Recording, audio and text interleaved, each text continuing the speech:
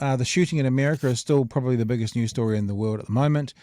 Still conversations that are going on. What's happening now is we've had a bunch of the politicians, especially the politicians who are on the conservative side of things, who like to invoke their gods into this, talking about thoughts and prayers and everything's okay.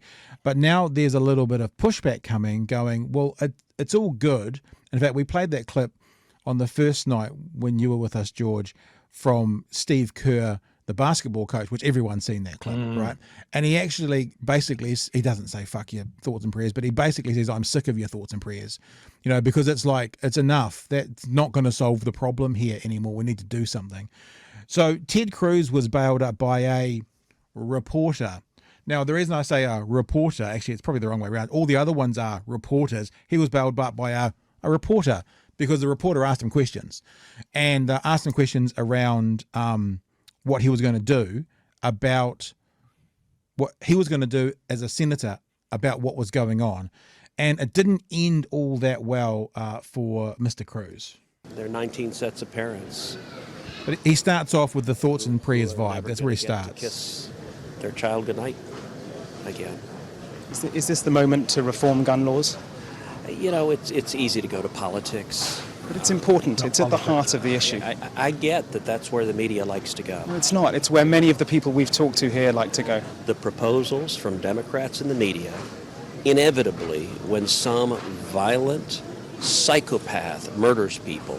A violent psychopath who's able to get a weapon so easily. 18-year-old with 2 AR-15s. If you want to stop violent crime, the proposals the Democrats have, none of them would have stopped this. But why does this only happen in your country? I really think that's what many people around the world they cannot fathom. Why only in America? Why is this American exceptionalism so awful? I'm sorry you think American exceptionalism is awful. I think this aspect of it. You got your political agenda. No, it's honestly, God love you. Senator, it's not. I just want to understand why you do not think that guns are the problem. Why is this just an American problem? It is just an American problem, sir. Mr. Cruz, why is America the only country that faces this kind of mass shooting? But you can't answer that. You can't answer that, can you, sir? You can't answer that. Why is this country? Why is it that people come from all over the world to America? Because it's the freest, most prosperous, safest country on earth. It may be the freest. It may be the most popular. Why are our popular. kids dying in school? Wow. So there you go. Wow. As we say, a bit of journalism there, asking the questions. Oh God! Certainly not used to being nailed to a post like that, is he? He was trying to shimmy out of there as fast as he could. Yeah, but we talked about this the other day, and like respectfully to any other reporters out there, I'm not a reporter, I'm not a journalist, I'm just a dude with a microphone. It's like the follow-up questions are so important. You don't leave this question hanging that doesn't make sense and go, nah, next question. Like I've been in interviews, conversations with someone where I've asked them the same question 6 times because they haven't answered it. And just keep going. So I want an answer to that question. I want an answer to that question. I want an answer to that question. You haven't answered the question. And if they get to the end and they say, yes, I have, and they haven't, you go, well, on the record, I don't believe you've answered the question. And then you can move to the next question. But yeah, it's frustrating beyond belief. And one of the things about, I guess, commercializing news is that the news agencies need to speak to Ted Cruz. They need to have him on so he has the power. Because if he doesn't come on when there's breaking Ted Cruz news, then another network gets him and then they get the ad spend. Yeah, they can't fuck him off too much. Yeah, so they can't fuck him off too much. You are exactly correct. And when you get someone from Sky News in the UK, they're like, no, you're nobody to us. We just want the answers. And that's the interaction you get. It's important also to remember, and the next clip I'm going to play for you echoes this, when he talked about what the Democrats were going to do, right, would not have made any difference in this shooting. In this clip, Mr. Cruz is talking about some legislation he tried to put through called the Grassley Cruz legislation. In 2013, I introduced legislation. It's called the Grassley Cruz legislation. It was designed to take the guns out of the hands of felons and fugitives and those with serious mental illnesses. It required the Department of Justice to do an audit of every federal conviction to make sure felony convictions were in the background database. Now, just so we're all clear, that would not have stopped the shooting either. So we've got to be fair that if Mr. Cruz is saying that the people, the Democrats, none of their legislations would have stopped it, well, after he says that, he talks about his legislation, which also wouldn't have stopped it. The next part we're going to have a look at, and this is the part that's, I guess, doing rounds of the world, is how, when pressed on what do we need to do to help prevent school shootings, Mr. Cruz says this. Do you want to talk about how we could have prevented the horror that played out across the street? Look, the killer entered here the same way the killer entered in Santa Fe, through a back door, an unlocked back door. I sat down at round tables with the families from Santa Fe. We talked about what we need to do to harden schools, including not having unlocked back doors, including not having unlocked doors to classroom, having one door that goes in and out of the school, having armed police officers at that one door. The legislation I introduced that would have allowed schools like this school to access grants from those $1.3 billion in federal funds, Democrats blocked it. So I got to tell you, I get tired of all the politicking. What happens every time there is a mass shooting? You have politicians, and we saw Beto O'Rourke today behaving like a peacock, behaving like a jackass at that news conference. I get that he thinks it's good politics, but the policies the Democrats are proposing, they wouldn't have stopped this crime or any others. They're not focused on stopping crimes. Their solution is to try to take away your firearms. Their solution is to try to take away the firearms of law-abiding citizens. And it doesn't work. If you want to stop crime, disarming law-abiding citizens fails 100% of the time. And Right. I've got one more thing to say about that fails 100% of the time. This is what we do when we're talking. Is that statement correct, or is it a pork pie? The only real research we've got in America is in 1994 when they banned assault rifles for about 10 years. Now, the research says there wasn't a big change. However, more recent research from some of the people who looked at the data from them say this. So Christopher S. Coper, Associate Professor of Criminology at George Mason University, was the author of the 2004 Justice Department study that found the law had minimal effect. Got that? But in a 2020 study, Coper said evidence suggested that the mass killings had increased after the federal ban on assault weapons expired. So it may not make a difference during that 10-year to start with. That's what they thought. But once the 10-year ban came off, they increased significantly. Moreover, ironically, he says, or found, the ban may have been increasingly more effective towards the end of the 10-year period. The law's significant exemptions ensured that its full effects would occur only gradually over time, and those effects were still unfolding at the time it expired. So in other words, getting rid of the assault weapons in 1994 didn't really make a difference in 1995 or 1996, but as it got closer to 2004, which is, I think, was changing, the numbers were changing.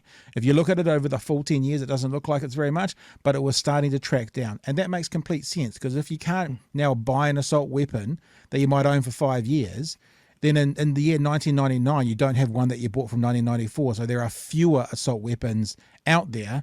And so the research seems to be saying now that actually, contrary to what Mr. Cruz says, that if you remove weapons from law-abiding citizens, it fails 100% of the time. Even in America, there's evidence that that status is wrong, let alone the ones we always hear about, the Port Arthur massacre, when all the guns in Australia went and there was no more mass shootings for whatever it was, 30 years up until very recently. So that statement is factually incorrect. You guys want to jump in?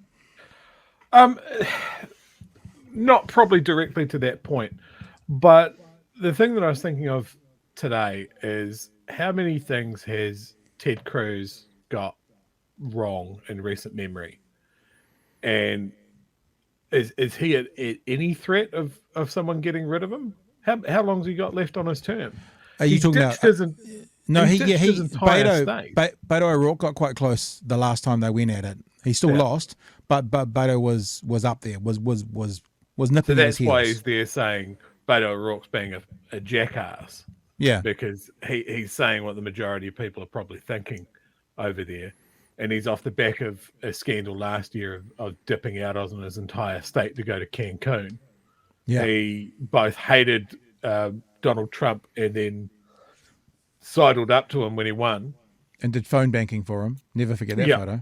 Yeah, absolutely. Just weird shit, because he was. I remember him going on the news and calling him a son of a bitch because he said something about his wife or something like that, and then And his father. He claimed his father was involved in the that's right, shooting he of was a JFK. son of Sam. No, Yeah, his, son of Sam. his wife is ugly, and his father was partly responsible for the murder of JFK. That's what he said about him.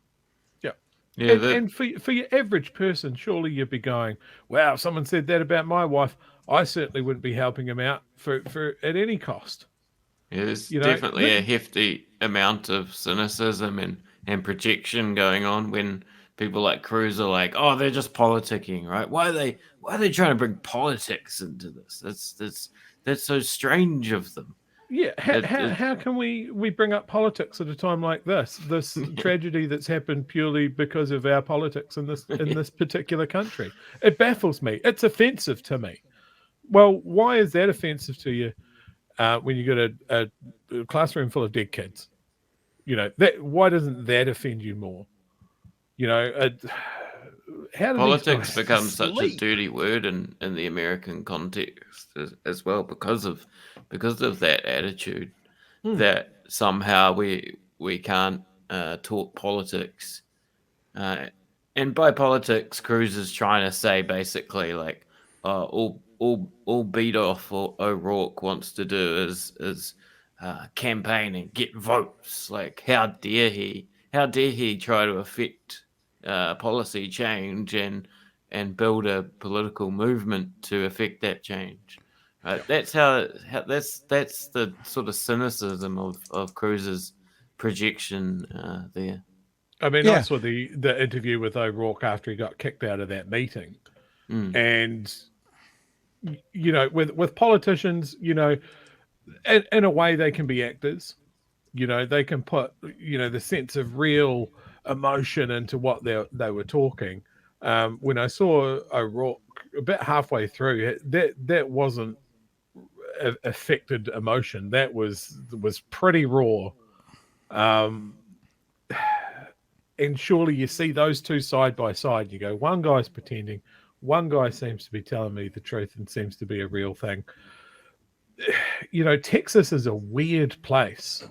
It's very rural and very conservative in those areas. And then they've got some very, very big cities like Houston and Austin where they are almost democratic enclaves. And there's a lot of people there. Yeah.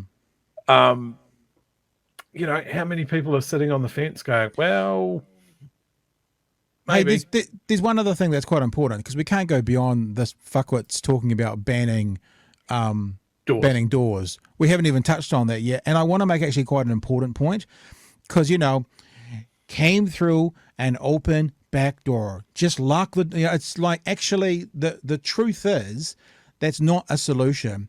Apart from all the rules and laws you'd be breaking around fire egresses and stuff, and if they're going to say, well, you can lock the fire doors from the inside, that means from the inside you can still open them and let people in. But this is the most important part that I think hasn't been talked about enough, right? So apparently locking doors, having security doors is all the answer. Are you guys aware what happened in Sandy Hook? Right? Sandy Hook, the shooter at Sandy Hook, he left his shotgun in the car and he shot his way through, quote, a window next to the school's locked security door just after 9:30 a.m. So I'm sorry, Mr. Cruz, but banning doors is not really going to work if you have fucking windows. Okay, so let's not throw the baby out with the bathwater here. You're going to ban windows now, Chewy. We need one locked door, okay? The whole school's got to go through the one door. And because we've identified now that windows are a weak point, we need to harden the target. Yep. We need to get rid of windows. Yep. We teach these kids in the dark. Problem solved. Don't need to ban guns. All good. Open carry all the way. But this is the point. And if anyone's watching now or watching on demand when this goes up into clips, please pass this around. When you ever hear anyone talking about making the doors more secure, if they're not also going to have bulletproof glass in all the windows, it's pointless. We already know it's a talking point, but what I like to be able to do is give myself and give you guys the evidence to disprove it completely. Sandy Hook didn't go through a door, shot his way through a window next to the security locked door. Conversation over around that bullshit. Yeah, and that's the thing. When the talking point is so stupid, it is easy just to point and go, just like I did. It's stupid. You're saying a dumb shit thing. And that only has so much impact. But when you can turn around, as you've done just then, and go, hey, yes, it is a dumb shit thing to do. And here's the thing where it didn't work and it didn't change anything. So call it what it is. It is bullshit. If the kid wasn't able to get guns, we wouldn't have a shooting. That's what you come down to. If it's not the doors that are causing the mass shootings, and it's not the students in the classroom, and it's not all these other things that typically the right are blaming, to me, it seems that there might only be one thing left. And that's those typically black metal things and that send out projectiles at hundreds, if not thousands of feet per second. Seems to be the problem to me. Or there is another small problem that we're hearing more and more about, and that's the good guys with the guns. So for such a long time, these same people who are now blaming doors have been saying what we need is more people with guns. Now answer me this question, internet. If more guns equals more security, why do they not allow guns around the president? Why does the Secret Service do sweeps and remove any gun and will not let anyone enter a building carrying a gun where the president is? Because surely if everybody in that auditorium carried a gun, following the theory, the president would be as safe as the president could possibly be. But they don't do that. They remove all the guns from those people and they don't allow it to happen because you know what? Guns can kill people. So that's not the best thing. But the other thing about the good guy with the gun, and we're going to watch another clip here, is of course we're now getting all the reports. And Chewy, this was your exclusive to our show last night, so credit where credit's due, but it's coming out more now, is that the police turned up, the guys that have a sworn duty to protect and serve, and they've got the training, and they've got the arsenal, and they've got the body armor, and they've got the cowboy hats. And look, the cowboy hats are white, and we all know that if you're wearing a white cowboy hat, you're a good guy, right? So they're the good guys.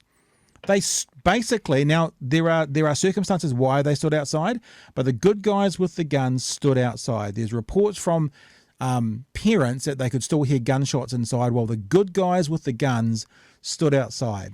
So if the good guys with the guns aren't the solution, doors aren't the solution, any of those other things aren't the solution, it seems to me that the only solution might go down the path of getting rid of the things that are causing the 8 to 10-year-olds to be killed, which would be the guns. Now, when I say getting rid, I know that's not getting rid is ever going to be possible, but let's be honest and focus on that.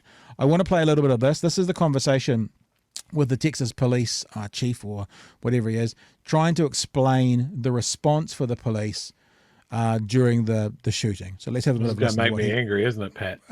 Do you want a bit of a cuddle before we do this? This is going to make me angry. Can you tilt your chair back? Can you tilt your chair back and have a lie down while we're doing it? Have a wee lie down, a cold compress on your head while we watch it. Everybody pray. Thoughts and prayers for Chewy, please. Thoughts and prayers for Chewy. Here we go.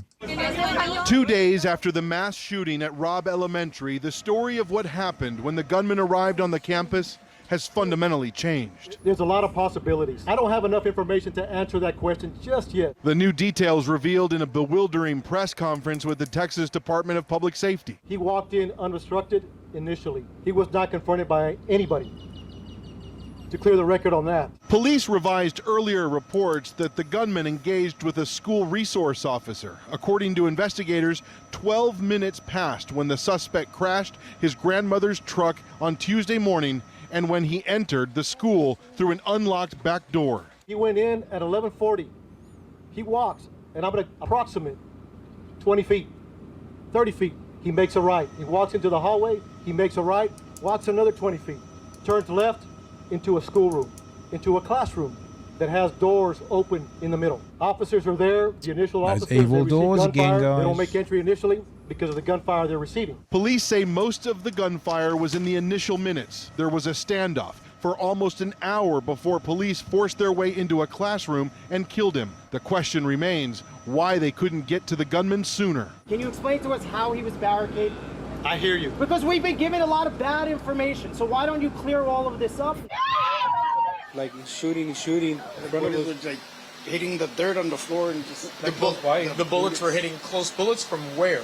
I guess he was coming from the school this way. Parents were frustrated police wouldn't let them help save their children, despite safety procedures that keep people away from an active crime scene. Jesse Rodriguez lost his daughter in the shooting. He's angered by what he saw officers doing outside the school. They should have moved in. You know what? I don't think they had a right to sit there on their ass waiting. You know, they should have moved in faster. So that's where we're going to pause at. The other thing is, and I'm not going to say this is confirmed yet, I didn't mention it in that story, but I have seen other news items talking about it wasn't there actually in the end the police, as they just said, police moved in, it was the Border Patrol. So other reports I've seen say not the police weren't actually the ones that ended the standoff, it was the Border Patrol. So fuck knows if that's correct, fuck knows what the actual police were doing, but the Border Control, it's said, I can probably look it up while you guys jump in, I don't want to give out misinformation. Yeah, I want to be as fair as I can before I go off on a big rant here. I can't imagine what it would be like to be a police officer in that point of view. It would have been confusing. It would have been horrific. But 40 minutes is a long-ass time. And you can't tell me that police officers there that had the equipment that they have in the States, they had the training that they have in the States, couldn't have come up with some sort of plan. Could you stand outside that school and let that happen for 40 minutes? Like, that's insane. I can't wrap my head around it. Like, when they're always saying, oh, our police need this, they need this equipment, they need this funding so we can stop something like this happening. They had a chance to stop it. It reminds me of, there was a bit of testimony from the commission into the mosque attacks about how someone's uncle was texting them from inside, and the police outside were telling the relatives that he was dead while he was texting them because they hadn't been in. Wow. Texting them from beyond the grave. Yeah, I think that was in the Royal Commission report, wasn't it? Yeah, it was. It was in the report, and it's been unexplained ever since. Sorry, a bit of a sidebar there, but yeah, it just reminded me of that. Well, I mean, in the mosque shooting, we have kind of a parallel sort of thing, because the two officers that got the mosque shooter, they were driving, I think they were doing some training in the area with the armed defender squad. They jumped in a car and went looking for this guy, found him, and very quickly came up with a plan, just two of them, to take him out, take him down. And they did that, just two of them. New Zealand cops that aren't as tooled up, as heavily trained as not they as equipped, are certainly. Yeah, as they would be in Texas. And they made a snap decision of, it is worth the risk to ourselves to take this guy out. I can't imagine someone that has stuck their hand up and go, yeah, I want to be an officer, I want to protect my community, to stand there and not be off on my own, like if it's your commanding officer saying, no, you can't go, and we go, wait for backup, to just be screaming at the guy going, no, we've got it. It's one guy where there's enough of us here. 3 guys go in that door, 3 guys go in that door. Let's stop these kids getting murdered. And they didn't, because apparently it was too risky. So, you know, again, I want to be fair. It's very easy for me to say these things. Life is not Call of Duty, but ... Yeah, but the thing is with the police, I mean, at some point, and I mean, I watch a bunch of those First Amendment audits, and one of the things that the First Amendment auditors often do is they use the Freedom of Information Act to get the salaries and stuff of the police. And the police in America are earning good money. You know, low side $60,000, $100,000, $200,000, $250,000, you know, and one of the reasons that police get paid so well in America, certainly in most of the parts of America that I've seen itemized, is because, like, I was talking to my kid the other day about in the old days when there used to be garbage men. You standing on the back of the garbage trucks and having to run across the road. They used to get paid like double or triple times the hourly rate because they had danger money because of what they were handling and where they were. It's one of the reasons in a dangerous job you earn more money. It's one of the reasons those guys go and do the crabbing things in Alaska and they make 50 grand on a 6-week trip because there's danger money because it is the deadliest job in the world. And so if you're not going to therefore take the risks, easy for me to say sitting on this side of the world in my little studio down here in Dunedin, but if you're not going to take the risks for the money you're being paid for, then you shouldn't be doing it at all, let alone the swearing allegiance to the Constitution to protect and serve. Now, they could probably argue they were protecting and serving the people outside, but there was 8-year-old kids inside being shot at.